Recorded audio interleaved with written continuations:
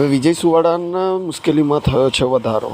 ત્યારે જૂની અદાવતને લઈને એક જમીન દલાલ દ્વારા વિજય સુવાડા ઉપર ભારે ભરખમ કેસ દાખલ કરાવવામાં આવ્યો છે। ત્યારે વિજય સુવાડા અને તેના ભાઈ યુવરાજ સુવાડા દ્વારા જમીન દલાલના ઘરે અને ઓફિસે જઈને તોડફોડ કરવાનો પણ દાવો કરાવવામાં આવ્યો છે। ત્યારે વિજય સુવાડા અને યુવરાજ સુવાડા ઉપર જમીન દલાલ દ્વારા FIR કરાવવામાં આવી છે। ત્યારે વિજય સુવાડાએ મોટો ચોંકાવનારો ખુલાસો પણ સામે આવ્યો છે।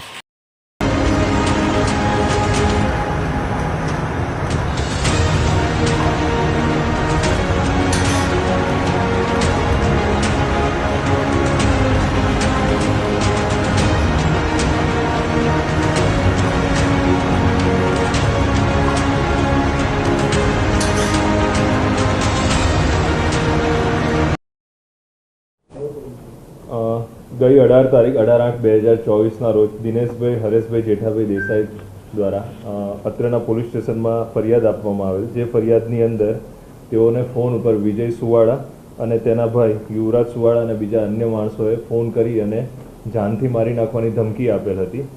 તે બાબતે અત્રેના પોલીસ સ્ટેશનમાં તેઓએ રજૂઆત કરેલ છે।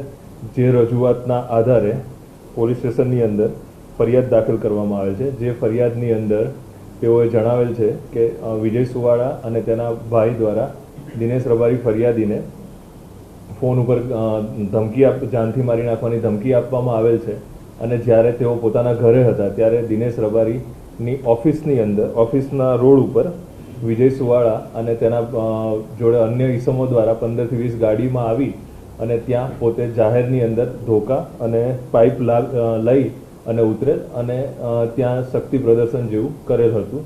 જે બાબતે અત્રેના પોલીસ સ્ટેશનની અંદર રાયોટિંગની કલમ હેઠળ અને જાનથી મારી નાખવાની ધમકી હેઠળનો ગુનો નોંધવામાં આવ્યો છે। જે ગુનાની તપાસ અત્રે સર્વેલન્સ સ્ક્વોડની અંદર ચાલુ છે।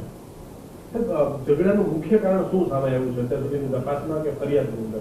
ઝઘડાનું મુખ્ય કારણ તેઓ લોકો 2020 થી એકબીજાના સંપર્કમાં હતા। ત્યારબાદ તેઓને અંદરો અંદર જે બંદૂક થયેલું હતું, જે બંદૂકના આધારે તેઓ એકબીજા સાથે બોલવાનું બંધ કરેલું હતું અને ત્યારબાદ 1 મહિના અગાઉ પણ એ બંને ફોન ઉપર બોલાચાલી થયેલ હતી। ત્યારબાદ ગઈ તારીખ 18/8ના રોજ ફોન ઉપર બોલાચાલી થયેલ હતી। તે બાબતનું અંગત બંદૂકનું કારણ છે। આરોપીને લઈને શું કાર્યવાહી, કેટલા આરોપીઓ સામે ફરિયાદ છે? ટોટલ કુલ 13 નામજોગ ફરિયાદ છે અને બીજી અન્ય ગાડીઓની અંદર આવેલા ઈસમો ઉપર ફરિયાદ દાખલ કરવામાં આવેલ છે। અત્યારે હાલ આરોપીઓની હાજરી, CCTV ફૂટેજ અને તે લોકોના કોલ ડેટાના CDRના આધારે તપાસ ચાલી રહી છે। બીજું તપાસના નમસ્કાર મિત્રો, હું આપ સૌનો વિજય સુવાડા। મિત્રો, હમણાં તાજેતરમાં જ વઢવ પોલીસ સ્ટેશનમાં મારા વિરુદ્ધ એક ખોટી FIR દર્જ કરવામાં આવી છે। જે વિશે હું 1-2 વાત કહેવા માગું છું ગુજરાતની જાહેર જનતાને કે મિત્રો, આ દિનેશ દેસાઈ નામનો વ્યક્તિ સસ્તી પ્રસિદ્ધિ મેળવવા માટે 3-4 વર્ષથી મારા પાછળ પડી ગયો હતો। મને હેરાન કરતો હતો, મારા જોડે ખંડણી કરતો હતો, ઉઘરાણી કરતો હતો અને મને એવું કહેતો હતો કે મારી સત્તા બહુ છે, મારી પહોંચ બહુ ઊંચી છે અને હું ગમે તે કરીશ, હું તને ગમે ત્યાં ભરાઈ દઈશ, હું તને કાર્યક્રમો નહીં કરવા દઉં, સ્ટેજ ઉપર નહીં ચડવા દઉં। આ બધું એનું કરવા પાછળનું માત્ર એક જ કારણ છે કે અમારી સમાજની દીકરીઓને એ અવારનવાર હેરાન કરતો હતો। જેની ફરિયાદો 5 થી 6 મારા જોડે આવી, જે વિશે અમે સામાજિક કાર્યકરો એના ત્યાં મોકલ્યા। આ વાત એને ખટકી અને એને મને સીધી ધમકી આપી કે આ બાબતે કોઈ મારા ઘરે આવવું જોઈએ, મારા કોઈ પ્રશ્ન પૂછવા જ નહીં અને સત્તાનો દુરુપયોગ કરીને આને અત્યારે મારા વિરુદ્ધ FIR દર્જ કરાઈ છે।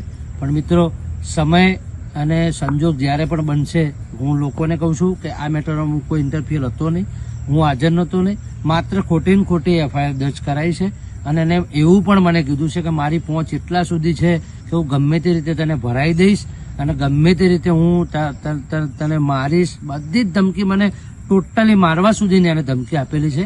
એવું હું ન્યૂઝ ચેનલ સામે તમારા સામે સ્વીકાર કરું છું કે આ સતત મને રાત દિવસ ધમકીઓ આપતો હતો। છેલ્લે મેં કંટાળીને મારા સામાજિક કાર્યકરો મોકલ્યા કે ભાઈ તારે શું છે, તું કેમ આ છોકરાને હેરાન કરે છે?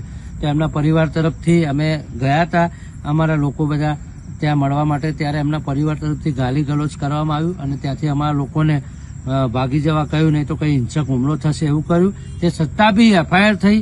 હું એ જ વિચારમાં છું કે FIR બી કઈ રીતે થઈ શકે કે જે વ્યક્તિએ